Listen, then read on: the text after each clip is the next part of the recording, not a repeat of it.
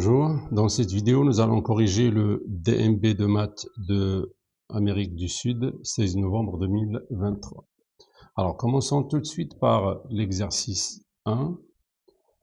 On considère la figure ci-contre dans laquelle donc vous avez point FGH aligné, LH est perpendiculaire à FH, donc c'est marqué par le codage. Vous avez des longueurs, donc EF 18, donc c'est toujours bien de mettre ça sur la figure. Dans le sujet qui n'est pas à rendre, donc vous pouvez toujours mettre les longueurs pour que tout soit clair dans la rédaction. Donc là j'ai 24, EG c'est 30, GH 38,4 et l'ongle EGF est égal, bon c'est déjà marqué, donc je commence. Montrer que EFG est rectangle, donc ça se voit clairement que c'est le théorème de Pythagore. Donc rectangle en F, donc EG sera l'hypoténuse, donc je vais, il n'est pas encore l'hypoténuse, hein, donc je vais calculer EG carré et la comparer avec EF carré plus FG carré. Alors EG carré c'est 30 au carré c'est 900. Et pour EF carré, c'est 18 au carré plus 24 au carré. Alors 18 au carré, ça fait 324. 24 carré, c'est 576. Et la somme, c'est bien 900. Donc, on va dire, donc, EG carré est bien égal à EF carré plus FG carré. Donc, maintenant que j'ai l'égalité, d'après le théorème de Pythagore, EFG est rectangle, EFG est rectangle en F. D'accord? Alors, question 2. Calculer la mesure de l'angle EGF. Alors, maintenant que le triangle est rectangle, j'ai le droit d'utiliser la trigonométrie. Donc, quand je vois l'angle EGF, c'est lui. On a tous les côtés, donc vous avez le choix d'utiliser sinus, cosinus ou bien tangente quand vous voulez. Je peux donc choisir d'utiliser par exemple tangente. Donc la tangente de EGF est égale à combien? C'est l'opposé sur l'adjacent. Alors c'est EF sur FG, cela donne 18 sur 24, ou bien en simplifiant c'est 0,75. Alors pour l'angle EGF, il faut faire arc tangente de 0,75. C'est le passage de la tangente d'un angle à la mesure de l'angle. Ça donne à peu près 66,9. Alors ils veulent un arrondi au degré près, ça veut dire à l'unité, donc 100 virgule, donc c'est à peu près 37 degrés. D'accord? Ça serait bien de faire une phrase réponse. L'angle, il fait 37 degrés. Alors, 3. Montrer que EGF et LGH sont semblables. Alors, pour montrer que deux triangles sont semblables, nous avons besoin soit de deux angles 2 à 2 égaux, soit de côtés, les trois côtés 2 à 2 proportionnels. Alors ici, on peut faire les deux, hein. On a les deux sont valables. Après les côtés, non, j'ai pas LG, j'ai pas LH, donc je vais faire avec les angles. Donc nous avons, d'après le cours, d'après l'énoncé, EGF est égal à LGH et LHG est égal à EFG. Donc, les deux triangles voilà, ils ont donc les deux triangles ont deux angles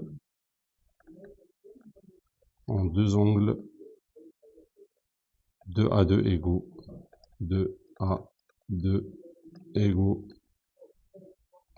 donc semblables. Donc ils sont semblables. D'accord? Donc on passe à la quatrième. Parmi les propositions, quel est le coefficient d'agrandissement? Alors, coefficient d'agrandissement, c'est simple. Il faut donc prendre deux côtés homologues et diviser le grand sur le petit. Donc là, ici dans cette figure, dans les deux triangles, il faut trouver deux côtés homologues. Alors, ce que je peux vous conseiller, vous pouvez faire par angle, par exemple. Donc là, vous voyez que dans le grand triangle, j'ai cet angle-là qui est homologue à celui-là. Et bien sûr, l'angle droit est homologué à cet angle droit. Alors, les côtés entre les deux sont aussi homologués, donc F, ou bien homologue. Alors, FG est bien l'homologue de GH, d'accord? Donc, on n'a qu'à faire, alors le coefficient d'agrandissement, je vais le noter K, mais c'est pas demandé. Alors, ça sera 38,4 divisé par 24, d'accord? C'est bon, c'est bien de dire au début, c'est GH sur FG. Et cela donne 1,6. Donc c'est bien ce choix-là. D'accord? Bon, ça serait bien d'expliquer aussi en disant les côtés homologues et tout. D'accord? Donc ce sont des côtés homologues, les deux, car ils sont situés entre deux angles égaux. Alors maintenant, le périmètre de LGH. Alors le périmètre de LGH dans un triangle, c'est la somme des trois côtés. Mais j'ai le côté GH, je n'ai pas le côté LH, je n'ai pas le côté LG. Par contre, je peux les calculer en multipliant les longueurs du petit par 1,6. D'accord? Parce que c'est un agrandissement. Alors c'est bien égal à LH plus LG plus GH. Et cela donne 1,6. Si vous voulez, c'est directement 1,6 fois FG plus FE plus EG. On est d'accord? Parce que, alors ça, c'est là, ce sont les côtés du petit triangle, mais chacun multiplié par 1,6. Ça va me donner la somme des côtés du grand triangle, ou bien le périmètre du grand triangle. Et donc, ça me fait 1,6. Donc, c'est 1,6 fois 18 plus 30 plus 24. Alors, 18, 30, c'est 48, plus 24, donc c'est 72. Donc, c'est 1,6 fois 72. Et ça donne... Alors, oui, donc on va effectuer donc ce calcul.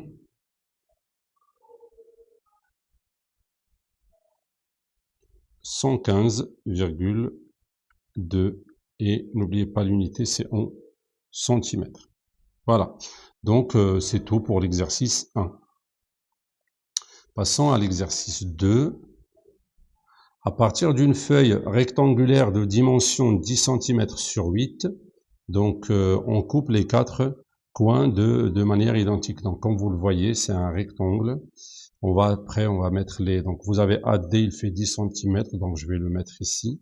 AD, là vous avez 10 cm et AB c'est 8. Donc là ça fait 8 cm. On obtient ainsi un polygone, donc FE, etc. Donc il parle bien de ça, F, E, L, etc. Ça vient jusqu'à là. Donc voilà ce qu'on obtient. N'hésitez pas de faire des choses comme ça sur votre sujet. Vous avez le droit, parce que de toute façon vous n'allez pas le rendre. Donc vous pouvez toujours mettre des choses comme ça qui vous facilitent les réponses. Donc F, E, L, G, J, E, etc. Donc I, H, G, voilà. Alors les deux parties sont indépendantes, donc l'une ne dépend pas de l'autre.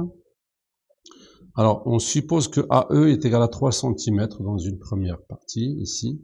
Quel est l'aire du triangle AEF? Alors très simple, on a un triangle qui est rectangle, donc ça fait base fois hauteur sur 2, c'est AE fois AF sur 2. Parce que c'est rectangle. Donc, si la base est AE, la hauteur correspondante, ça sera AF.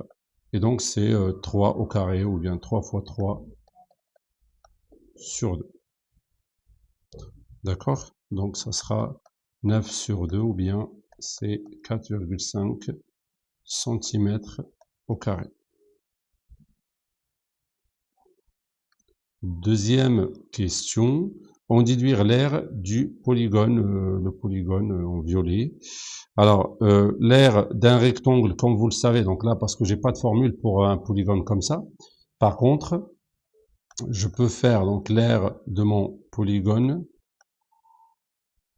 c'est égal à quoi? Je peux faire c'est l'aire du rectangle ABCD moins quoi? Moins l'aire de ce triangle fois 4, parce que j'ai 4, en fait, ce n'est que le rectangle moins les 4, donc c'est moins 4 fois l'aire de AEF.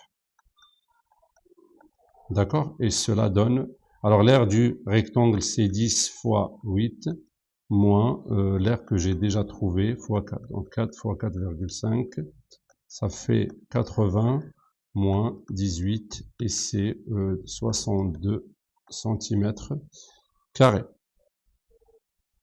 D'accord? Donc, on passe à la deuxième partie et on va répondre à la question 3. On souhaite que l'aire du polygone soit de 60 cm². Donc, maintenant, on va oublier que AE est égal à 3. D'accord? Pour cela, on va faire varier la longueur AE et on observe l'effet sur l'aire du polygone en notant X, la longueur de AE. Alors là, on va noter ça, la longueur X. D'accord? Alors, qu'est-ce que maintenant l'aire devient? Alors, exprimer l'aire du rectangle AEF. Alors, l'aire de AEF maintenant, comme tout à l'heure, sauf que ce n'est plus 3, c'est X fois X sur 2, cela donne X carré sur 2. D'accord? Je n'ai pas le choix, j'ai X qui est inconnu. Alors, B, montrer que l'aire du polygone est donnée par cette expression. Alors, ce que je vais faire, c'est exactement comme tout à l'heure. Donc, toujours l'aire du polygone, c'est 80 moins l'aire de AEF, parce que le rectangle n'a pas changé. Donc, c'est toujours 80 moins x carré sur 2. Et x carré sur 2,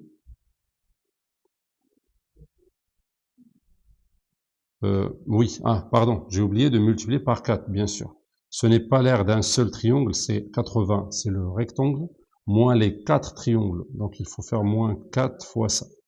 Ça fait 80 moins, alors 4 sur 2, ça fait 2, x carré. Donc la réponse, c'est 80 moins 2x carré, c'est bien ça. D'accord? On passe, bon, à 4, mais c'est de l'autre côté. Alors, 4. On considère, alors maintenant, il nous donne une fonction, f de x égale à 80 moins 2x carré. Elle fait associer à chaque x la valeur 80 moins 2x carré. Et à l'aide d'un tableur, on a eu quelques images de quelques antécédents, 0 jusqu'à 4, en allant avec des pas de 0,5. Proposer une formule qui a pu être saisie en B2, c'est-à-dire là, pour avoir la forme ou bien la valeur 80, qu'est-ce que j'ai mis sur Excel ou sur un tableur en général, alors comme formule? N'oubliez donc jamais de mettre égal d'abord. Alors, cette case, pour la remplir, il faut mettre égal à quoi? Donc, pour avoir 80, on sait que c'est les images, donc c'est ça. Alors, n'importe quel x en image, c'est 80 moins 2 fois ce même x au carré. Donc, là, il faut mettre 80 moins la valeur qui est dans cette cellule, parce que c'est ce qui représente x. Donc, moins, et cette cellule, pour le tableur, c'est B1. Donc, moins, d'abord 2, parce qu'il y a 2 ici, fois, d'accord? Alors, fois, sur Excel, bien sûr, c'est une étoile, ou tu peux ne pas mettre, hein. Donc, c'est moins 2 fois, ou directement B1 au carré. D'accord? Et pour faire au carré, donc soit vous mettez chapeau, comme ça, le chapeau au carré, soit vous mettez simplement étoile B1. Ça veut dire que ça doit faire 80 moins 2 fois cette valeur ici au carré. D'accord? C'est ça donc la formule, ou bien avec B, tu peux rajouter une étoile ici, ça sera pas faux. Tu peux faire chapeau 2, donc au carré, ça sera pas faux aussi. Ça marche, donc c'est ça la formule à mettre. Maintenant, question 5. Vous avez la courbe qui représente cette fonction. Donc comme vous voyez, c'est une courbe qui démarre de 80 et elle descend. Alors, première question par rapport à cette courbe, est-ce que cette fonction est affine? C'est clairement pas une fonction affine. Pourquoi? Car f n'est pas une droite et donc ce n'est pas affine. Ce n'est pas une fonction. Ce n'est pas une fonction affine car la représentation graphique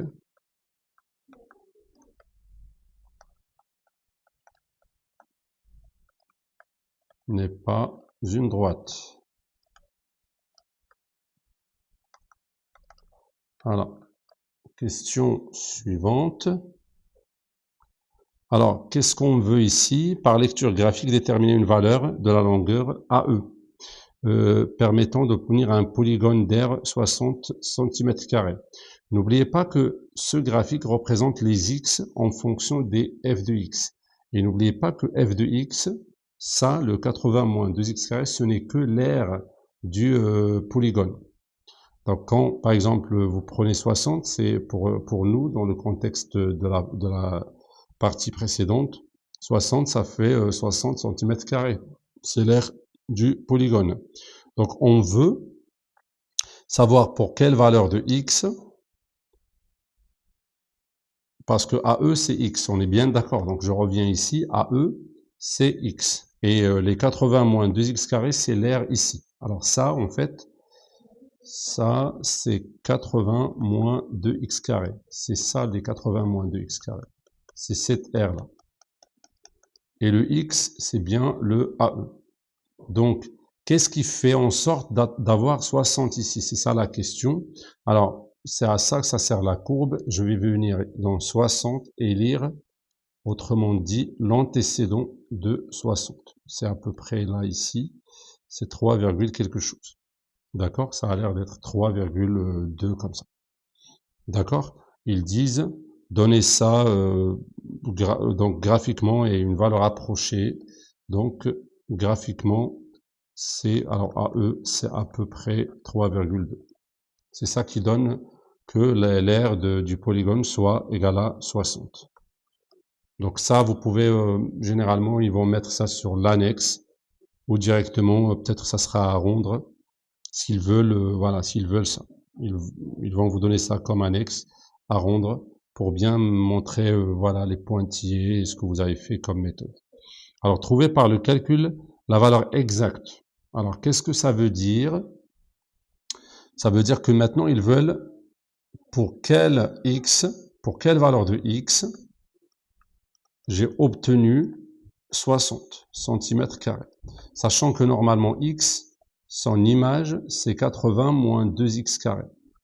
Donc, ils veulent qu'on fasse cette équation, 80 moins 2x² est égal à 60, et trouver pour quelle valeur de x. C'est autrement dit, l'antécédent ou les antécédents de x qui sont demandés. Donc, je vais faire une équation, ça va me donner moins 2x² égale 60 moins 80, quand je mets 80 de l'autre côté, donc ça donnera moins 20, et ici moins 2x². Je me débarrasse du moins 2, je le mets de l'autre côté en division. Donc moins 2, il est multiplié par x², donc de l'autre côté, ça devient divisé. C'est moins 20 divisé par moins 2, ça va faire 10. D'accord? Alors, x² qui est égal à 10, on comprend que x est égal à la racine carrée de 10 ou moins racine carrée de 10. On est d'accord? Alors, pourquoi il faut écarter ça? Car c'est négatif. Une valeur négative, c'est pas possible qu'une distance soit négative. Donc, x, n'oubliez pas qu'elle représente la distance à E. Donc, x, c'est bien égal à ça. Et racine carrée de 10, c'est à peu près les 3,2 qu'on a trouvé. D'accord? Donc voilà, on a trouvé par le calcul la valeur de x. Et c'est tout pour l'exercice 2. Nous passons à l'exercice 3. Pour chacune des affirmations, indiquez si elle est vraie ou fausse en justifiant la réponse. Alors, c'est des affirmations qui sont normalement indépendantes en général. Vous dites est-ce que c'est vrai ou faux avec une justification. Alors, on considère le tableau, le prix est proportionnel. Est-ce qu'on a une proportionnalité? Donc là, c'est un programme même du fin de cycle 3. Vous faites par division, par exemple, ou par passage à l'unité. Donc, faites par exemple 1,1, 1,10 ou 1. Je divise la deuxième ligne par la première, par exemple. Alors ici, ça donne 1,1. Si je fais 2,20 divisé par 2, ça va faire 1,1. On est bon. 3,30 divisé par 3, ça fait 1,1. Mais 4 divisé par 4, ça fait 1. Bon, c'est clairement pas une situation de proportionnalité. Donc, c'est faux. Le coefficient n'est pas le même. On ne multiplie pas par la même chose à chaque fois. Donc là, ça serait bien de rajouter un mais 4 sur 4 est égal à 1 qui est différent de 1,1. Comme ça sera complet. Affirmation 2. Alors, on a le point A sur une droite graduée, comme vous le voyez. L'abscisse de A est un nombre décimal. Donc là, je n'ai qu'à regarder la petite graduation, elle correspond à combien. Donc si je vois ici, je vois qu'entre 1 et 2, il y a une unité entre 1 et 2, il y a 1. Et il y a combien de petites graduations? 2, 4, 6, 8. Alors, ça sera 1 divisé par 8 qui donne 0,125. D'accord? Donc, le point A, elle a quoi comme abscisse? Ben, c'est 1 plus, il y a 2 graduations. Donc, le point A, l'abscisse de A, ça sera 1 plus 2 fois 0,125. Donc, ça veut dire que A, c'est égal à 1, donc 0,125 fois 2, donc c'est 0,25, donc c'est 1,25. D'accord? Et donc, pardon, c'est 2, voilà, puisque je dis, alors j'ai dit une bêtise, là c'est pas 1, c'est 2, bien sûr, parce que A il vient après 2, donc c'est 2,25. Donc c'est vrai, c'est une, alors l'abscisse est bien décimale. D'accord? Alors l'affirmation 3, cet engrenage sera dans la même position au bout de 6 tours, donc ça serait bien, donc là c'est de l'arithmétique. Alors pour la roue A et de 4 tours pour la roue B. Donc c'est normal que la roue B va tourner moins parce qu'elle a beaucoup d'engrenages, elle est beaucoup plus d'engrenages, elle est plus grande, elle va faire moins de tours que le A pour se croiser une prochaine fois. Ce qui est donc la question est cohérente, mais est-ce qu'elle est juste? Alors ce qu'on va voir, c'est que alors 6 fois 4, donc le 6 parce que là si on fait 6 fois 4, ça va donner comme 4 fois 12, hein. Ça fait comme 4 fois 12, 48. Ça veut dire qu'ils vont voilà, qu'ils vont faire voilà, ils vont faire 6 tours pour celle-là. Et parce que 6 pour la roue A, elle a combien? Donc 2, 4, 6, 8, donc elle a 8. Et donc là, c'est 6 fois 8, pardon. Oui. Et l'autre qui a 12, elle va faire que 4. Donc je vois que... Alors, qu'est-ce que ça fait 6 tours pour la roue A? Alors la roue A, comme ils disent qu'elle va faire 6 tours. 6 tours fois 8, les dents qu'elle a, donc elle va faire 6 fois 8, ça sera 48. D'accord? Donc ça, c'est pour la A. Et pour la B, elle a 12 dents, fois 4 tours, comme ils disent, ça fera aussi 48. Donc, je constate que après 6 tours, ils vont faire les deux roues vont faire 48 dons, si vous voulez. Donc, ça fait bien un croisement une nouvelle fois. Après, exactement 4 tours pour la B et 6 tours pour la A. Alors, pour l'affirmation 4, Pour tout nombre x, l'égalité est vraie. Alors, pour justifier ça, je n'ai qu'à soit développer les deux, donc ça serait plus simple de calculer chacun. Alors, x plus 8 fois 2x moins 1, et ça me fait, alors 2x carré, moins x plus 16x moins 8. Je simplifie ça, ça fait 2x carré plus 15x moins 8. Et d'autre part, je vais calculer 2x carré moins 8 moins 15x. Cela me fait, en enlevant les parenthèses, donc moins 8 plus 15x. Et je vois que c'est la même chose, donc c'est vrai. Alors j'ai oublié de dire ici c'est vrai, et là c'est aussi vrai, parce que j'ai obtenu la même chose. D'accord? Voilà, donc c'est tout pour l'exercice 3. Alors, pour cet exercice, une usine fabrique des bougies parfumées en cire de forme cylindrique. La question 1, 2 et 3 sont indépendantes. Alors, document 1, vous voyez que ici, vous avez bon, un cylindre avec toutes les dimensions, tout est bien expliqué. Document 2, alors l'aire du disque, vous l'avez, la formule, volume du cylindre, vous avez la formule, donc on a tout ce qu'il. Alors, document 3, une bougie est composée de cire et de parfum, le volume de cire, etc. Donc, vous avez tout ce qu'il faut. On fait donc la première question. Montrer que le volume d'une bougie est d'environ 300. Donc, ils disent bien d'environ, donc ça sera une approximation. Donc, comme la base est un disque de 3 et de rayons, donc le volume, ça sera donc pi fois 3 au carré fois 12, donc pi fois rayon carré fois la hauteur, ce qui donne 108 pi, ou approximativement 339,3. D'accord? Avec, bon, l'unité bien sûr, centimètres cubes. Donc à l'unité près, c'est 339, c'est 339 centimètres cubes.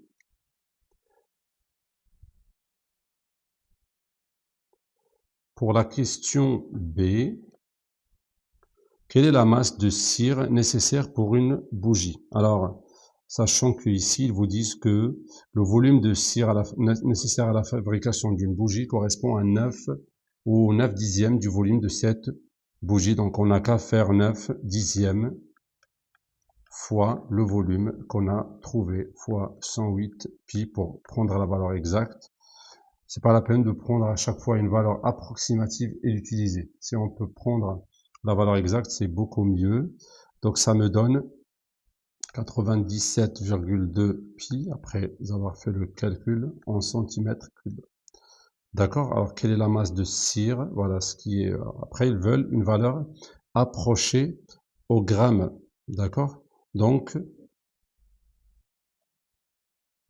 comme ils disent, après on a aussi, regardez bien, un centimètre cube de cire, ça c'est la cire, mais nous, on veut la masse de cire, d'accord? Alors le volume, c'est 1 centimètre cube, elle a une masse de 0,7 grammes. Donc ça demande, si vous voulez, donc il faut faire 97,2 pi, il faut faire ça fois 0,7.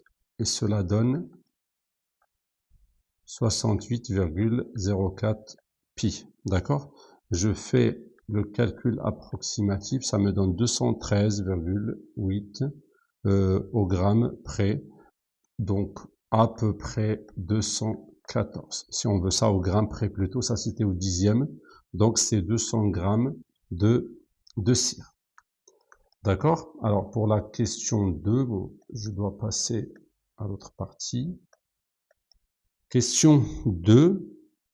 Au mois de novembre, l'usine a fabriqué des bougies de 4 parfums différents, vanille, miel, lavande et jasmin.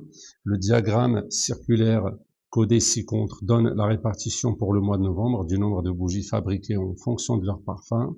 Les bougies au miel représentent 22%, donc je vais mettre ces valeurs ici, et de la production. Et la question, quel est le pourcentage de bougies à la lavande fabriquées au mois de novembre. Alors, les bougies à la vanille, on voit qu'elles sont représentées par un secteur dans l'ongle au centre à 90, vous voyez ici, à la vanille. Donc, c'est donc c'est le quart, d'accord? Donc, ça représente le quart de la production, donc 25%, vous voyez le raisonnement. Donc, c'est les ongles qui nous donnent ça. Et les deux, ils sont représentés par un codage qui est le même. D'accord? Donc, il y a autant de lavande que de jasmin. Donc, c'est la même. Donc, je n'ai qu'à faire donc 25. Déjà, quand on dit 25% et 22%, donc qu'est-ce qui reste? Je n'ai qu'à faire 100%. Je peux faire 100% moins la somme des deux. 22% plus 25%. Cela fait 100% moins, et ça c'est 47, et ça fait 53%. Alors les 53%, c'est lavande plus jasmin. D'accord? Ça c'est lavande plus jasmin. C'est à vous bien sûr de bien rédiger ça, hein. C'est pas, il faut pas rédiger comme ça. Alors les deux, il faut les diviser par, donc si on veut par exemple, nous on cherche pour la lavande, donc pour la lavande c'est 53% sur 2, ça fait 26,5%. Vous voyez? Donc voilà ce qu'il faut dire, il faut juste parler des ongles. Dans la rédaction, il faut dire la vanille occupe le quart, donc 25%, parce que l'ongle est de 90 degrés, sachant que tout le cercle, ou bien tout le diagramme circulaire fait 360, donc les 90, ça représente 25%. Lui, il donne 22%. Et là, il faut remarquer que le codage est le même, donc je n'ai qu'à faire 100% moins les deux, et je divise par 2 pour savoir la lavande qui est égale à au pourcentage de jasmin. D'accord? Donc nous passons à la question 3. Durant les 3 premiers mois de l'année suivante, l'entreprise se donne pour objectif de produire en moyenne 7900 bougies par mois. En janvier, il fabrique 6500 bougies et 8000 en février. Quel est le nombre de bougies à produire en mars pour atteindre l'objectif? D'accord? Donc, l'entreprise, bien sûr, a comme objectif de produire en moyenne 7900. Donc, ce que je vais faire, c'est que la valeur qui manque, ou bien je vais d'abord commencer par janvier. Alors, en janvier, elle a fait 6500, plus en février 8000, plus une valeur qu'on ne sait pas pour le mois de mars. Donc, je peux l'appeler M ou X tout simplement. Alors, si je divise ça par 3, parce que c'est ça la moyenne, je veux que ça donne 7900. On est d'accord? Donc, c'est ça. Et je dois donc résoudre cette équation. Comment? C'est par d'abord produit en croix. L'égalité de produit en croix, là, c'est comme si j'ai un 1 ici. Donc, je vais faire ça, tout ça fois 1. Alors, 6500 plus 8000, ça fait 14500 plus X. Alors, tout ça fois 1, bon, ça change pas, ça change rien. C'est égal à 3 fois 7900. Alors, 3 fois 7000, c'est 21 000, et 3 fois 900, c'est 2700, donc ça fait 23 700. Et là, c'est toujours 14 500 plus X. Alors, X, pour l'avoir, il suffit de mettre ça de l'autre côté, donc ça devient moins 14 500, et cela donne la valeur de 9200. Et on fait la phrase réponse. Donc le nombre de bougies à produire en mars est de 9200 bougies. D'accord? Il faut bien retenir comment j'ai fait pour faire ce calcul. Voilà, donc c'est tout pour l'exercice 4. Nous passons à l'exercice 5 et dernier. On dispose d'une roue dont les 4 secteurs ont tous la même aire et sont numérotés 1, 2, 3, 4, comme vous voyez ici. On dispose également d'une urne contenant 3 boules numérotées 2, 3, 4. Les boules sont indiscernables au toucher, c'est-à-dire que je ne peux pas les distinguer juste par le toucher. On considère l'expérience aléatoire suivante. On fait tourner la roue, puis on tire au hasard une boule dans l'urne et on forme donc un nombre entier à deux chiffres tel que, alors le chiffre de dizaine, c'est le nombre indiqué ici par la flèche. Le chiffre d'unité, c'est indiqué par la boule tirée dans l'urne. Exemple, là on est, la flèche c'est vers 1. Et si par exemple j'ai tiré 3, ça veut dire que j'ai formé le nombre 13. Si la flèche est sur 4 avec une boule tirée 2, ça fera le nombre 42. Donc là, dans l'exemple, par exemple, ils disent, si la flèche est sur le numéro 1 et que la boule tirée est 3, donc ça me forme le nombre 13. Voilà. Maintenant, alors 1, écrire la liste des 12 issues possibles. Alors ici, je vous conseille un tableau à double entrée. Donc je peux mettre ici les chiffres de dizaines, donc ils sont 4, et les unités, ils sont 3, donc ça fera un tableau comme ça. Alors, je vais le faire juste rapidement pour vous montrer.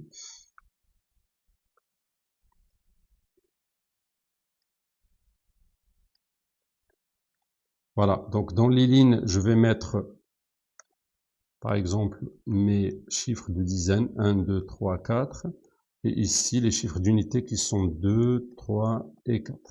Et donc, ça me forme les valeurs suivantes. Alors, si j'ai 1 avec 2, ça me fera 12, 13, 14. Ici, ça fera 22, 23, 24, 32. Il n'y a pas mieux donc d'un tableau comme ça parce que ça facilite et on évite d'oublier quelque chose. Sinon, c'est pas compliqué. Sans tableau, de se dire 1 avec toutes les possibilités. Donc, ça sera 1 avec 2, c'est 12. 1 avec 3, c'est 13. 1 avec 4, c'est 14. 2 avec les 3, ça fait 23, 22, 24, etc. Donc, c'est pas compliqué. Ici, c'est 42, 43. Et le maximum, ça sera 44. Voilà. Alors, maintenant, question 2. Déterminer la probabilité de l'événement, obtenir un nombre impair. Alors, pour obtenir un nombre impair, il suffit de je vois que les issues possibles sont 12. Donc, j'ai 12 issues possibles. Et la probabilité, donc, d'avoir un nombre impair, n'oubliez pas la formule, si vous voulez, fondamentale de calcul d'une probabilité, c'est toujours le nombre d'issues favorables à ce que je veux, divisé par le nombre d'issues total. Alors ici, qu'est-ce qui favorise mon événement, un nombre impair? 12, ce n'est pas impair, 13, oui, 23, 20, 33, donc là où ça finit par 3, tout simplement, parce que ce qui fait qu'un nombre est pair ou impair, c'est le dernier chiffre. Et le chiffre 2, ça fait pas impair, ça fait pair, et le chiffre 4, ça fait pair à la fin. Donc il y a 4 issues parmi 12, ou bien 1 parmi 3. Donc le tiers sont des valeurs impaires. Donc la probabilité, c'est 1 tiers. 3. On considère l'événement A, le nombre formé est un nombre premier et inférieur à 30. Quelle est la probabilité de cet événement? La probabilité de l'événement A, en fait, c'est pourquoi on appelle d'ailleurs au niveau notation, c'est pourquoi on donne des noms comme ça, A, B, C, D, à des événements. C'est pour faciliter la rédaction de la réponse, pour éviter d'écrire des phrases longues comme l'événement de, ou bien la probabilité que le nombre formé est un nombre premier, etc. On dit juste P de A, la probabilité de A, et on comprend dans le contexte de l'exercice qu'il s'agit de la probabilité de cet événement. Alors, combien de nombres premiers inférieurs à 30?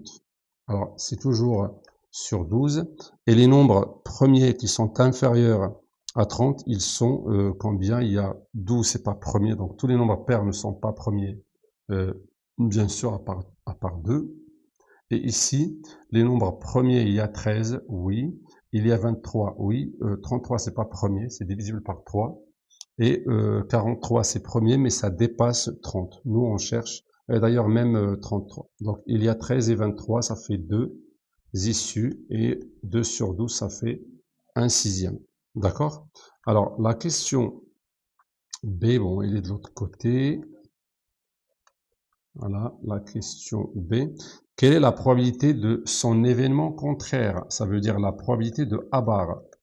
Donc, c'est très simple, on fait juste 1 moins la probabilité de A. Donc, c'est 1 moins 1 sixième, ça fait 5 sixièmes. D'accord? Ou on peut calculer, comme on peut laisser ça comme ça. C'est déjà pas mal. Une fraction simplifiée, c'est bien pour donner une probabilité.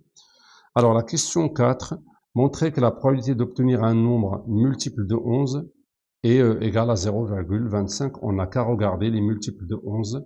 Il y a 22, 33 et 44, c'est tout. Alors la probabilité d'avoir un multiple, on peut écrire comme ça, est égale à, alors quoi sur 12, c'est donc j'ai 3 parmi 12, ça fait un quart et ça fait 0,25. Sauf que quand on vous donne déjà la probabilité et qu'il faut la démontrer, ça serait quand même bien de détailler un peu et de donner les issues. Donc les multiples de 11, ça serait bien de dire voilà, les multiples de 11, ils sont, il y a donc 11, ou bien il y a 22, 33 et 44, donc 3 issues parmi 12, etc. Donc ça serait bien de donner un peu de détails pour bien justifier la réponse et ne pas juste presque coller la réponse qui est déjà donnée. On souhaite simuler ce jeu à l'aide d'un logiciel de programmation. On a rédigé le script ci-dessous. Donc vous voyez un script où il y a marqué donc quand le drapeau est cliqué, mettre gagné à 0. Donc si donc, quand c'est 0, tu mets gagné et on va répéter 100 fois. Donc ça se voit quand on va jouer à ce jeu, on va simuler un jeu qui se répète 100 fois. Donc on va tirer, on va choisir, mais 100 fois. Alors qu'est-ce qu'on va répéter 100 fois? C'est mettre chiffre de dizaine, un nombre aléatoire entre 1 et 4. Vous voyez bien donc que ça a un lien avec notre expérience. Le chiffre de dizaine, c'est 1, 2, 3 et 4. Et vous voyez ici, c'est quand même intuitif. Et le chiffre des unités, c'est nombre aléatoire entre quoi et quoi. Donc ça se voit ici pour le chiffre des unités, c'est entre 2 et 4. On est bien d'accord? Donc là, ça sera 2 et 4. Et si, alors on veut remplir quelque chose ici, et bon, on a fait une lecture, on va aller répondre aux questions qui seront simples. Information, nombre aléatoire renvoie au hasard un nombre parmi 1, 2, 3, 4. Il vous explique ça. Alors, écrire sur la copie comment compléter les deux cases vides de la ligne 5. Donc, comme on vient de faire, bon, il n'y a rien à justifier. La ligne 5, on va dire, c'est entre 2 et 3, tout simplement. Pardon, 2 et 4. Donc, j'efface ça. C'est entre, bien évidemment, 2 et 4. Ça serait pour le chiffre des unités. Écrire sur la copie comment compléter les cases vides de la ligne 6. Alors, pour la ligne 6, c'est quoi la condition? Alors, on voit bien que, qu'est-ce que ça fait? Parce qu'il faut rajouter 1 à gagner.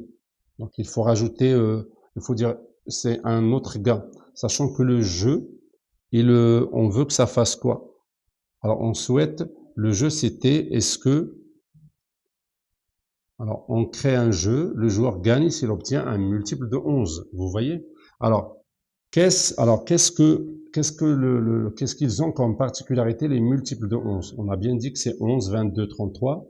C'est quand le chiffre des dizaines est égal à celui des unités. D'accord? Donc là, vous voyez, ils vous disent si quelque chose est égal à quelque chose, ça veut dire si chiffre des dizaines, chiffre des dizaines, sans S bien sûr,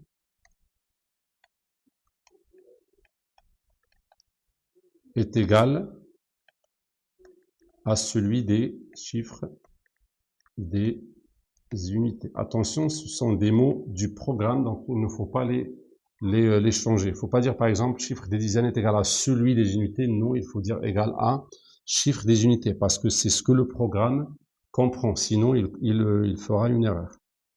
Alors, parce que c'est une variable, bien sûr, donc il faut mettre le nom exact. Maintenant, excusez-moi.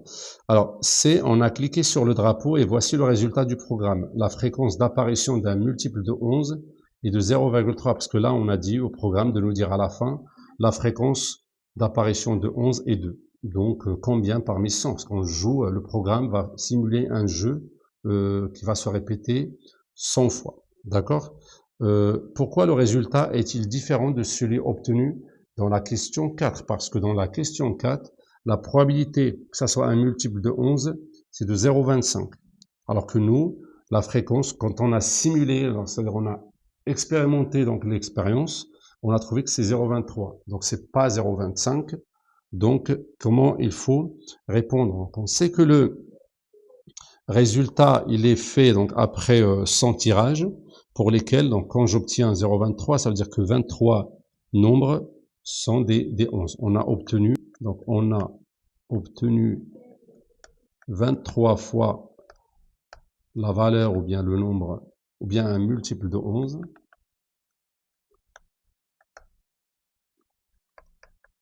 Multiple de 11. Alors que la proba, normalement, la proba qui reste quand même théorique, de 0,25, ça veut dire qu'il faut trouver 25 fois un multiple de 11 parmi 100, donc 23 fois un multiple de 11. Alors, parce que, pourquoi on est un peu loin quand même, c'est parce que le nombre d'expériences n'est pas très très grand. Donc pour s'approcher, donc je vous rappelle la chose qu'on a vue dans le cours, si je fais par exemple un pile ou face, alors on sait que la probabilité d'avoir pile c'est 0,5 et d'avoir face c'est 0,5. Mais est-ce que ça veut dire que si je joue 2 fois à cette pièce, est-ce que c'est sûr que je vais avoir une fois pile et l'autre fois face? Autrement dit, si j'ai pile la première fois, donc je dois être sûr d'avoir face la deuxième fois, ben non, vous me direz que c'est non. Ben pourquoi? Alors ça sert à quoi la probabilité de 0,5, 0,5? Alors, quand je 0,5, ça veut, normalement, théoriquement, ça veut dire que si je joue 2 fois, je dois avoir une fois pile, une fois face, mais c'est pas comme ça. Pour s'approcher de la probabilité, il faut que le nombre de tentatives, si vous voulez, le nombre de tirages ou le nombre de jeux, il faut qu'il soit très grand. D'accord? Plus le nombre est grand, ou les répétitions, ou le nombre de tirages est grand, plus donc le nombre de résultats favorables se rapproche de la valeur théorique qui est la probabilité. Donc là, on doit dire que ce n'est pas 0,25 car l'expérience, si vous voulez, ou car on a fait 100 tirages, ce qui n'est pas très grand, si vous voulez. Ce n'est pas très grand. Avec 1000, si on donne la valeur 1000, par exemple, si on dit au programme de répéter 1000 fois, il donnera une valeur plus proche de 0,25. D'accord?